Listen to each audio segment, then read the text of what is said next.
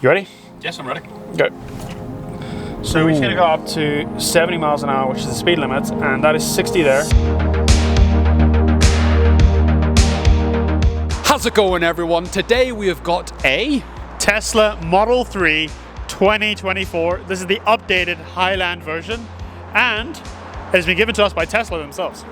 So yeah, this should be an interesting video. Let's get into it. So what are the specs of this car? So this is the long range, which means it has two motors. It's the dual motor one. It is 0 to 60 in about 4.2 seconds, and it's rated to do over 400 miles, which is shockingly good. Yeah, that's really good. So this is a small pull from 30 miles an hour to 50 miles an hour, and there we go. It definitely pulls pretty well. You got that instant electric vehicle power. So how did we manage to get this car? Well, we actually got this car directly through Tesla. They have given it to us to obviously do some promotional content on it. So we are doing a review on it. It's been given to us by them. They haven't asked us not to say any bad points or anything specific. They've pointed out one or two new updates. That is the difference between this one and the previous generation. Yep. So I think we should go through those. Let's crack on. So this is the all-wheel drive / dual motor version and the long range. What other specs has it got? Yeah, so we're looking at around 1,800 kilos. You've got 5 seats, and like you mentioned, you've got your dual motors. So you've got a motor in the front and a motor in the rear. So you're looking around 420 horsepower, and that roughly translates to about 4.2 seconds to 60, which is pretty quick. It's very quick. So, starting with the exterior, what is the difference between this Tesla and your own Tesla? Yes, so this Tesla here is obviously the updated Highland version, like I mentioned, which means it has the different headlights, different tail lights, as well as the different wheel choices, so you don't get those in the original one. You also have a rear diffuser, and then this car here is after 2022. Obviously it's 2024 itself, but pre-22 cars had the chrome, post-22 cars had the black, so it's got the black trimmings as well compared to my car. Just starting off with the obvious, it is super duper quiet. Yeah, the main reason why it's so quiet is, first of all, it's electric, so you don't have an engine noise. But second of all, and probably the biggest reason, is the fact that they have put double glazed glass in here. So the glass in this car is twice as thick as the one in my car, and it's got like an insulating sound material in the middle. Now, moving on to interior, what are the differences? So they've completely redesigned the interior of the Model 3. You have a new steering wheel, a new dashboard, new door cards, new seats, everything. The only thing that can kind of look the same is the display, but that has even been improved. It's higher resolution and it's, I think, slightly larger as well. So it's pretty good at that. And you get a display in the back as well. What's your opinions about the whole center console situation? Ooh, okay. Tesla have made a fantastic choice leaving the piano black behind. On my car, it's just a fingerprint and dirt magnets. This has got obviously the silvery grey kind of thing. It's plastic, but it is a lot more premium feeling. It's more German car feel than the original Tesla like mine. But yeah, no, really nice, and the quality is fantastic. I do prefer the fact that your cup holders can kind of disappear, and it's all a little more streamlined and sleek, as well as that lovely light bar across the entire interior. Driving this car at night is like driving a UFO. You've got the big display and you've got just the lights that kind of like wrap around you. You can change whatever you want. It's pretty cool. Very nice.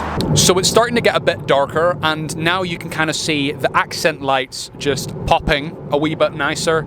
It looks really good, and like you say, I'm sure this is great at night. Yeah, it's like you're driving in a spaceship.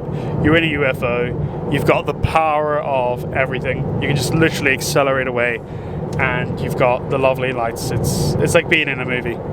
So you've mentioned the seats. What are different about them? So in the up until this model here, you're only able to get heated seats. Now that's heated seats in the front and all 3 seats in the back, so 5 heated seats total.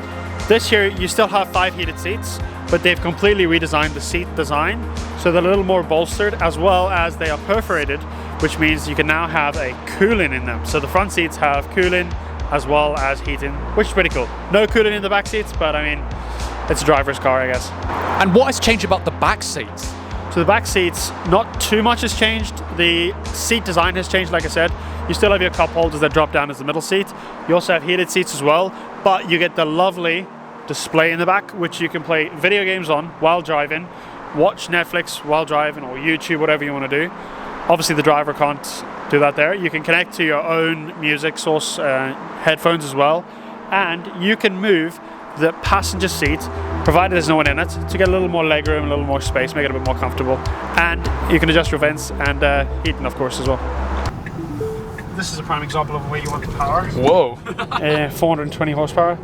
Brings you right into the lane of traffic, nice and safe. You don't have to worry about cars too much. And I mean, we didn't even break speed limit. So what has changed about the boot? Well, the boot lights are all different. You can see the rear tail light has been completely redesigned. So the lights actually lift up with the boot now instead of split in half-half. You also have the 2 power struts. Now, my car doesn't have power boot opening and closing. It's all manual. It's got the gas struts. But the version after my car, you had the singular, power strut, which was a common issue.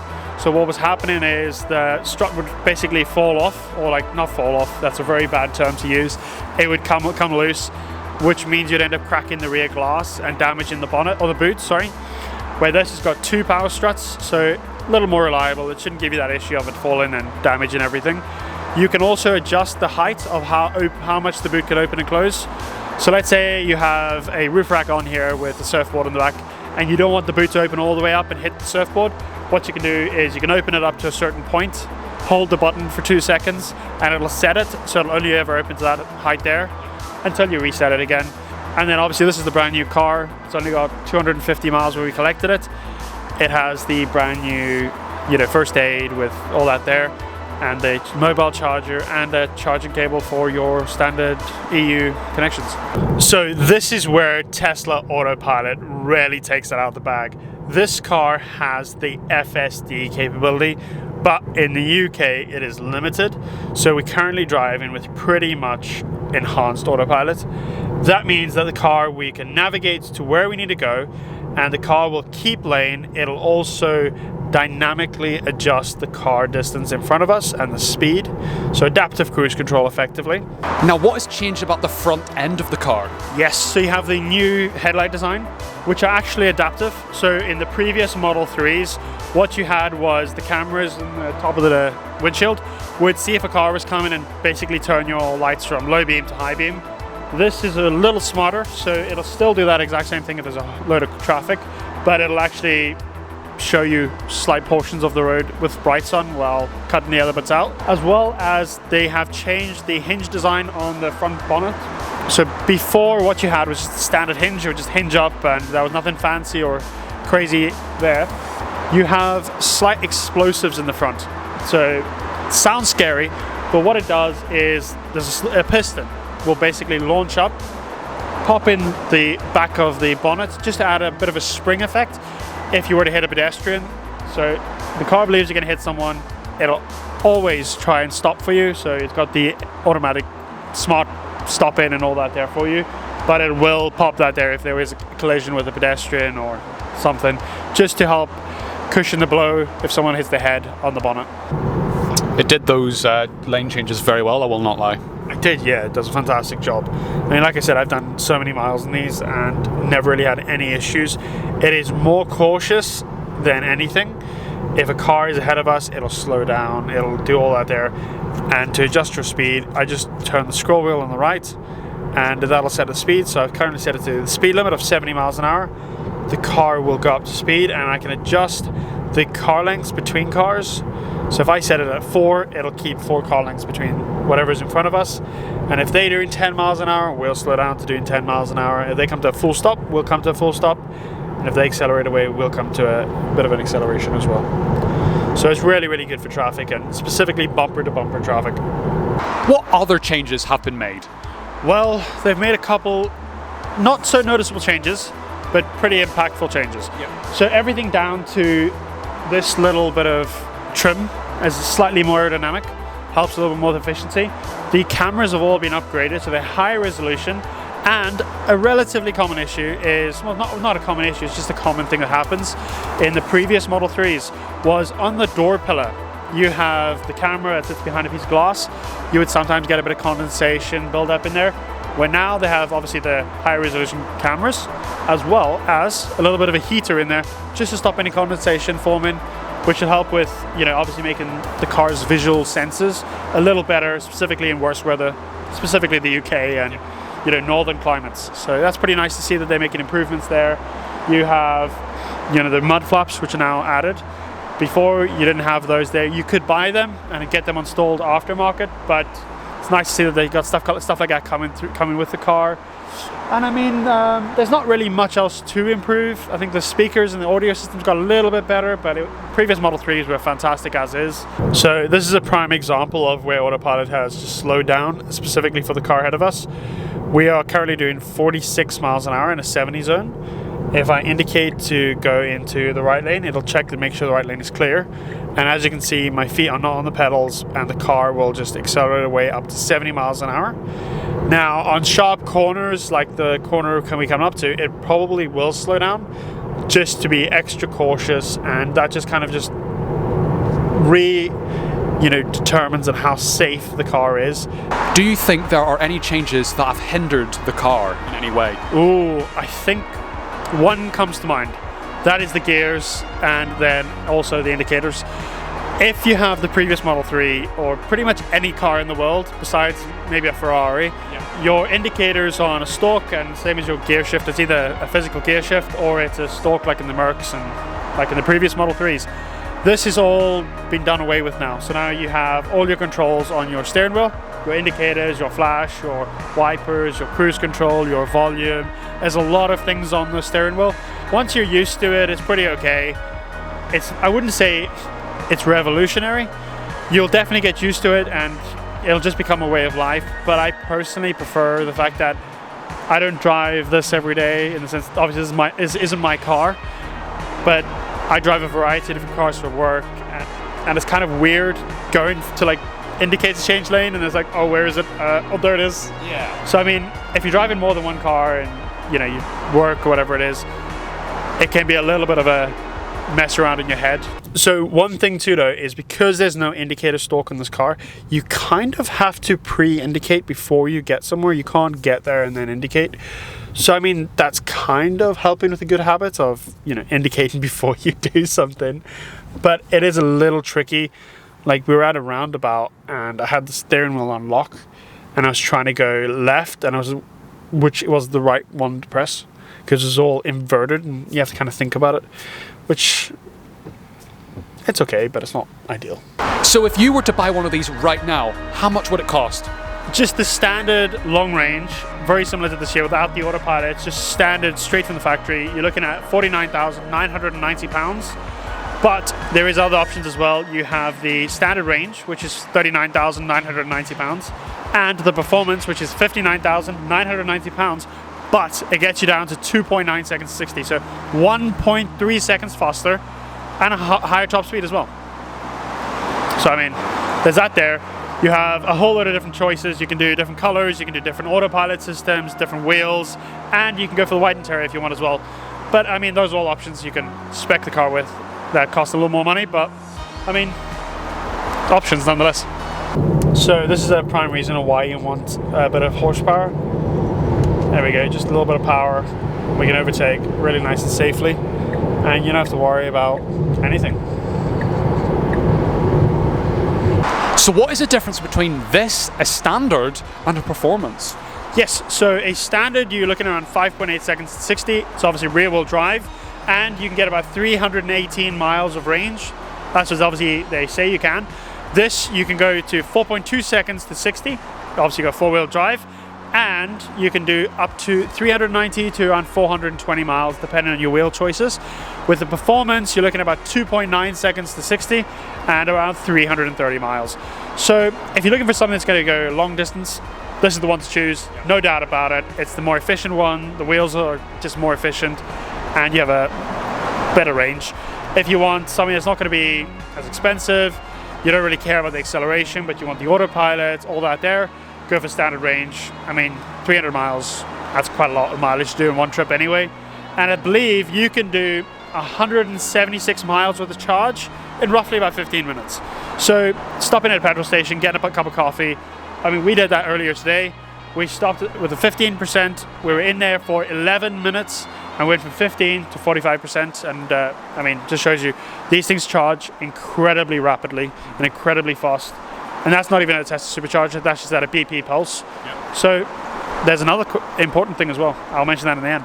What looks different between this and the performance model? So the performance model, you get different set of caliper colors. So the caliper is obviously red. You have the carbon fiber spoiler on the rear, and on the bottom right of the boot you have either nothing, which is the standard range, the dual motor, which is the long range like this one here, and then on a performance you have dual motor with a red underline. In the previous generations, where now they've actually changed that to a symbol of warp speed. If you want to look at it that way, it's a square rectangle with warp colors going to the center. That means it is the performance one with ludicrous mode. This doesn't have it, unfortunately. This is just the long range, but that's how you can tell.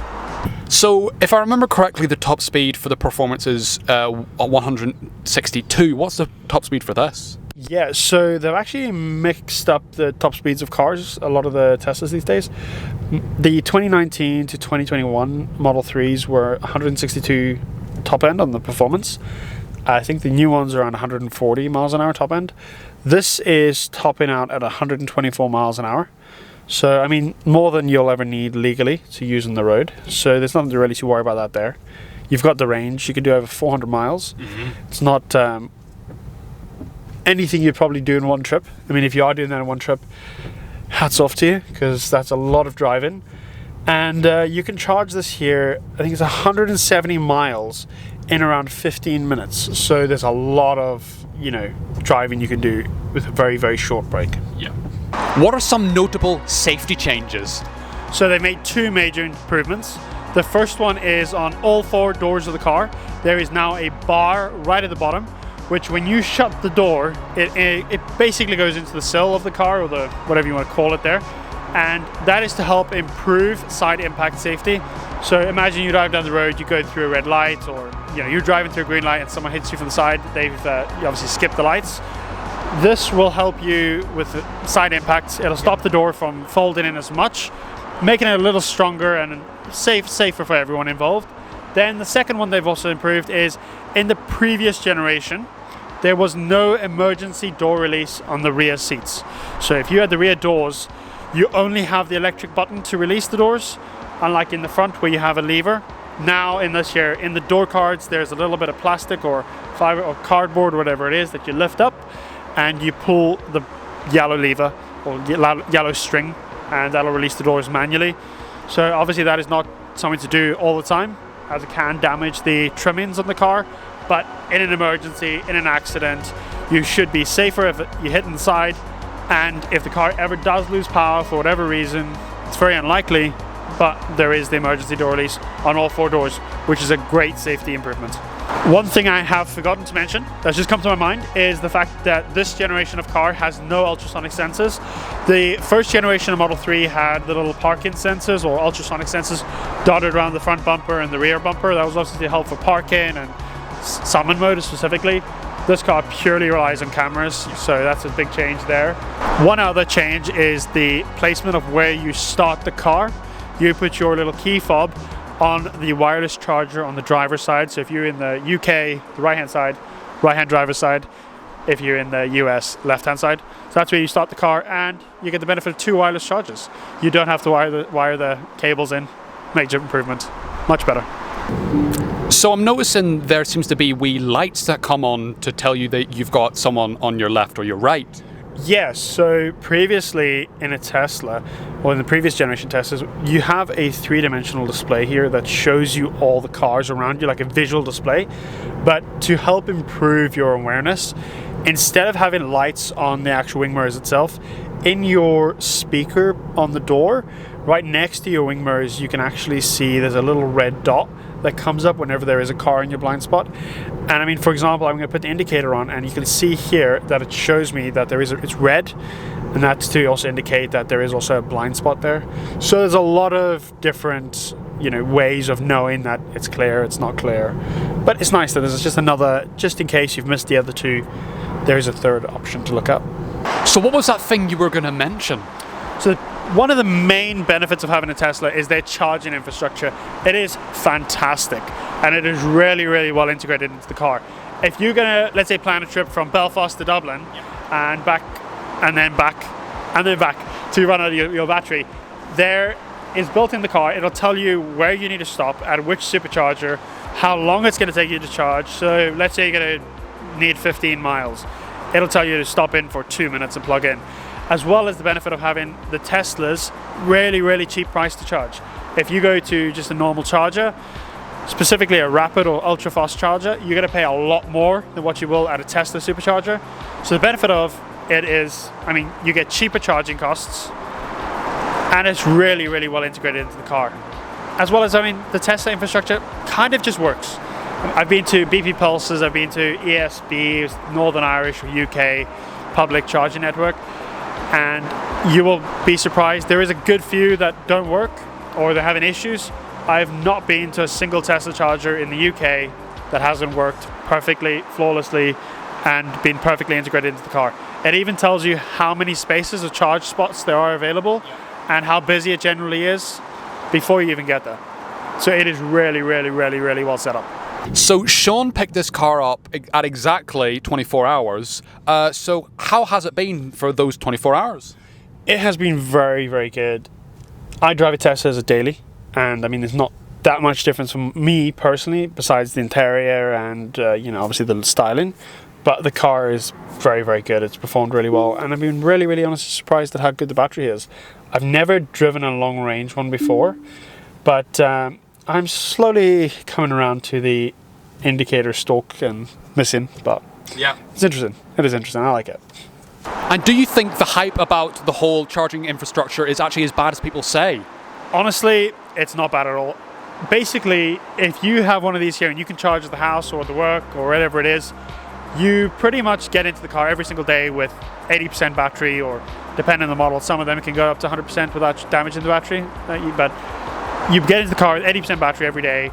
So it means you've pretty much got 200 miles of range. And how many people do you know that do over 200 miles in a day? And even if they do 200 miles in a day or 300 miles in a day, don't stop for a single break for more than 5 or 10 minutes. It's back in the day, I could understand it when there was very few chargers and cars charged really slowly. But with preconditioning, 250 kilowatts of power, these things charge incredibly fast. And I mean, probably the biggest pain in the neck is, I don't know, having to pull into a petrol station because you need to go to the bathroom and buy a cup of coffee. Not because the car needs it. Yeah, I know. And you never have to forget, actually. You just get out, plug it in, and that's it, done. Yeah. You ready? Yes, I'm ready. Go. So we're just going to go up to 70 miles an hour, which is the speed limit, and that is 60 there, so you can count how many seconds that is. But yeah, that was 70 to 75 miles an hour. Yep. So the car pulls really well, and I mean, we're on 15% battery, which is not very good. And if you know much about Teslas and about electric vehicles, the lower the battery percentage, the less power you have. So ideally, what you would like to do is do that at 100% battery. What would be some of the quirks and features about this car? Well, besides everything we've gone over, there is a USB-C Thunderbolt port in the car that can actually charge a laptop. It is incredibly powerful, as well as the two other ones. So there's 3 in this car. One of them you can use for plugging in a USB drive for your funny noises. So because this car has boombox, all cars from 2020, whatever came out with them, all Tesla Model 3s came out with them. You can have a custom lock sound, whatever you want. You can also save your dash cam footage. So with all the cameras on the car, when you're driving around, it'll record your journey. So if someone was to bump into you or have an accident, you've got, it's like 6 different perspectives. You've got the front camera, 2 side cameras, the rear camera, and I think that's 4 perspectives, my bad. You got that there built in. You also have the different options of your light mode, light show, all that there, which is quite cool. You don't get them in many cars. Now it's time to rate the car. So, the Tesla Highland Long Range. For Future Classic, we have given it a 3, which is unlikely. Daily, well, this is God tier daily, so we've given it a 9. Now for wallet hurt, we have given it an arm and leg, which is a 5. Now for fun, we've given it a 6, which is fun but only sometimes. Now for total, it's 23 out of 40, which is 57.5%. There's so many things you can mention about these cars that there's just not enough time. Yeah. And I would say check out like the YouTube links on like Tesla themselves, and check out the Tesla website, and you'll see there's so many different features we haven't even mentioned. Exactly. From like karaoke to I don't know what else there is. There's so much to think of, you know. And as well with that, check out our previous video we did on Sean Lee's Tesla Model 3 performance. Link in description if you want to check that out yourself. But, you know, I think we've gone over everything. So thank you guys so much for watching. Make sure you like, subscribe, and I'll catch you next one. Bye-bye. That's all good. Then just B-roll now. I honestly think Yeah, that's it. that's loads. Jesus Christ. I wanted a high five.